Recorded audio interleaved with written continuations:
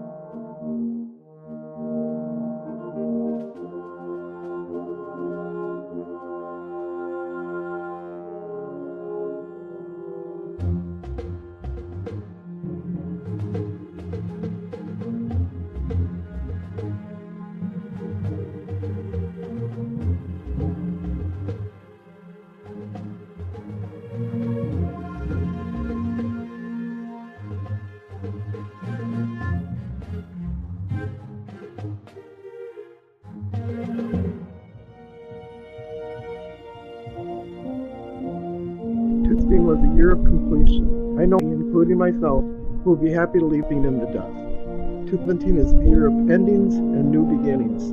I dreamt the other night for you to follow where Pluto, the planet of transformation and endings and beginnings, is in your chart with respect to the other planets, which makes sense. 17 is a year of endings and new beginnings. Mars is direct all of 17, so energy from the warrior planet shouldn't be an issue. As we go into 17, Mercury will be retrograde until February 8th. This is a hangover time from New Year's, and perhaps it's best to defer your New Year's resolutions until the 8th of February, when all the planets will be direct until February 6th. This definitely is an auspicious time.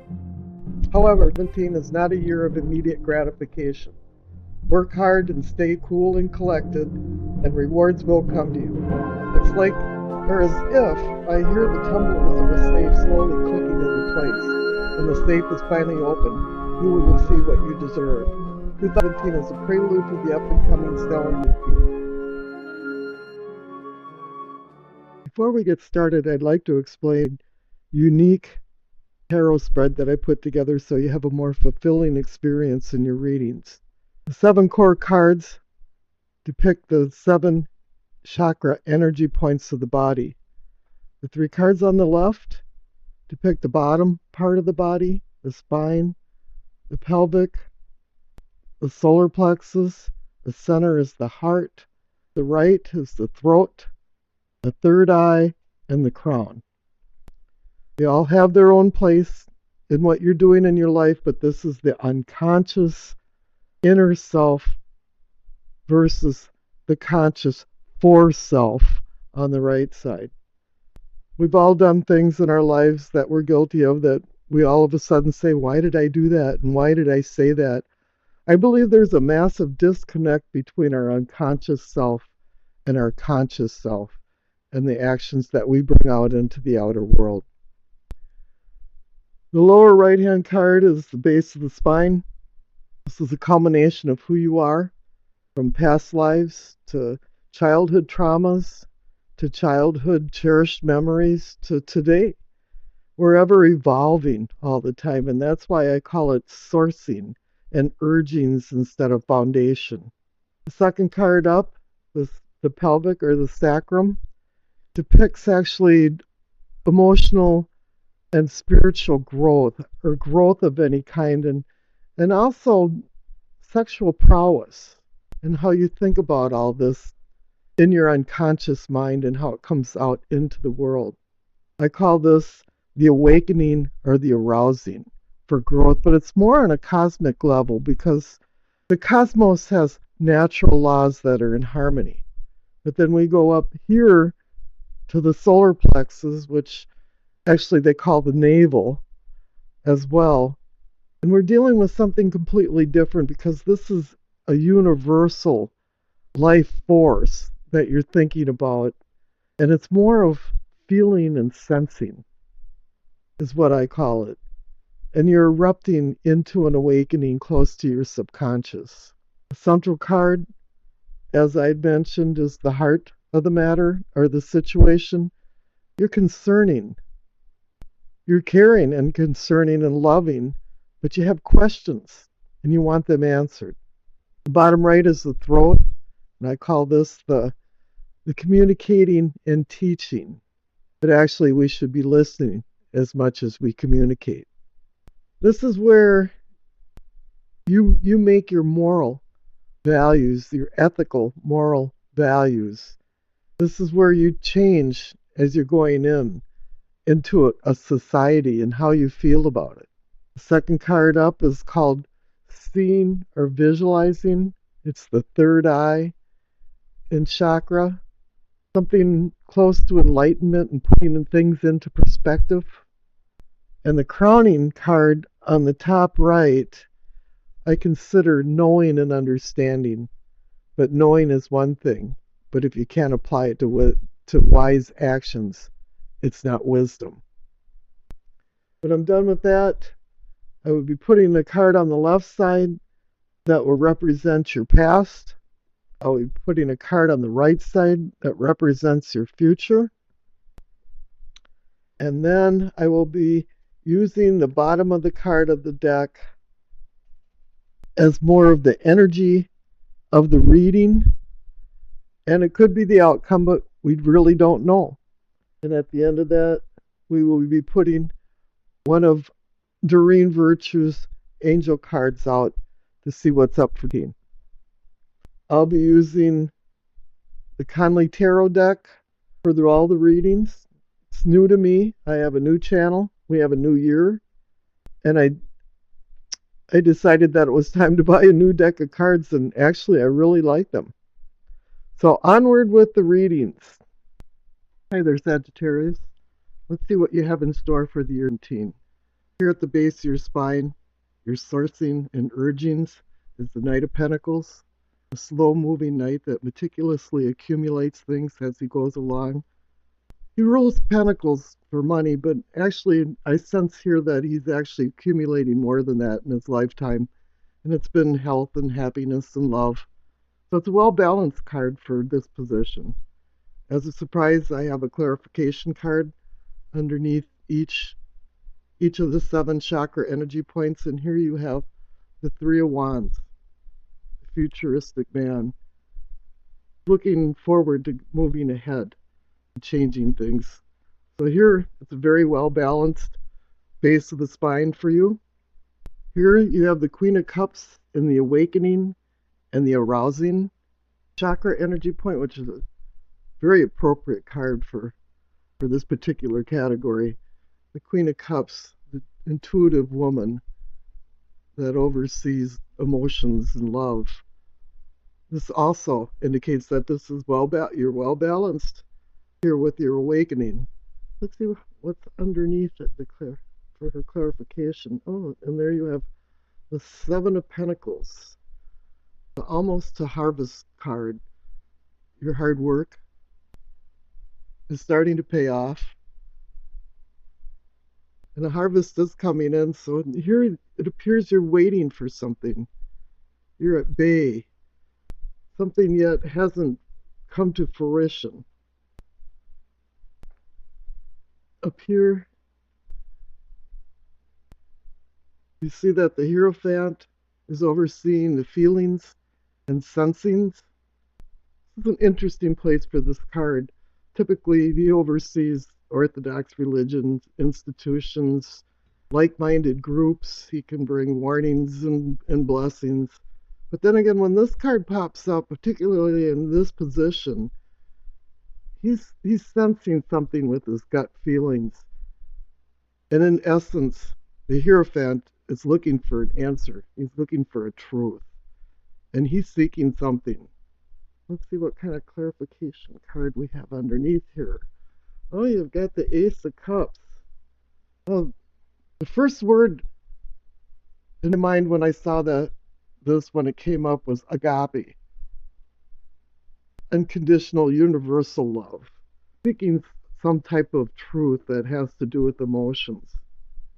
Here in the center, the heart of the matter, the heart of the situation, we have 7 of Cups. Displayed energy, But then again, it can be it's about choice. You know, you can choose your poisons. Here it's both. He's not, it's vague to him what he's feeling. He's not sure what to choose and what's appropriate at this time. Let's see what's going on with the clarification card underneath. You have the Fool. So here, the Fool is willing to go on a journey to discover which cup is appropriate for him. The Spiritus. The Fool is the spirit of life, the spirit of breath. He's willing to risk for discovery. What's interesting about the Fool is that he's not only at the edge of a precipice and actually is willing to risk, but also notice how he's arching his back and all 7 of the chakra energy points are exposed to the cosmos. I always found that very interesting. Here under the teachings and communicating is the Star.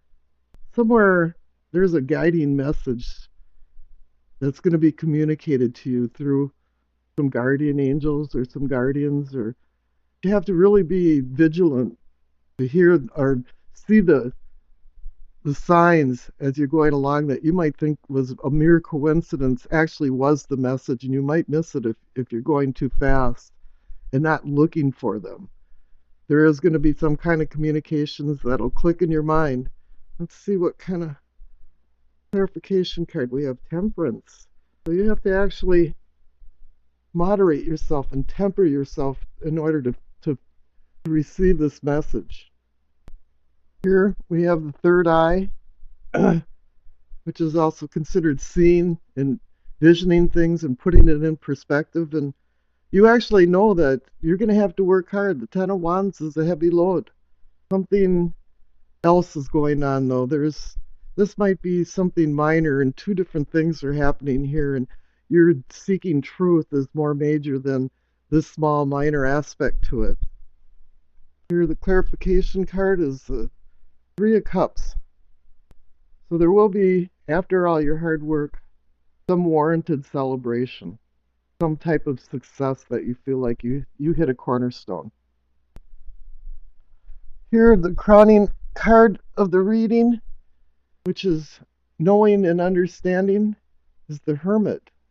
You understand that everything is rather vague and you haven't made any decisions yet, and it's time for you to sit back and really seek your inner self for enlightenment so you can make the appropriate decision. Here, a clarification under it is, oh, the Tower. There we go. When you do find your enlightenment, it's going to be rather quickly and like a lightning bolt coming down. It's like, why didn't I think of that before? Or why didn't I see that? Why didn't I know that? And then getting to it, why didn't I understand that? So far, this is a really interesting spread. Really, a lot of major arcana cards have shown up here. Now here I'm going to put the past card on the left side. This is your past, and he's depicted by the Chariot, the man of success and movement. So in your past, it appears that you've been very competent in the path. You've been very sure-footed in your path as you go on up to the present. I find there's a lot of confidence in this left side of the reading, that within yourself you really understand what's going on. Somewhere in your subconscious to your conscious, though, there's some truths that aren't coming forward.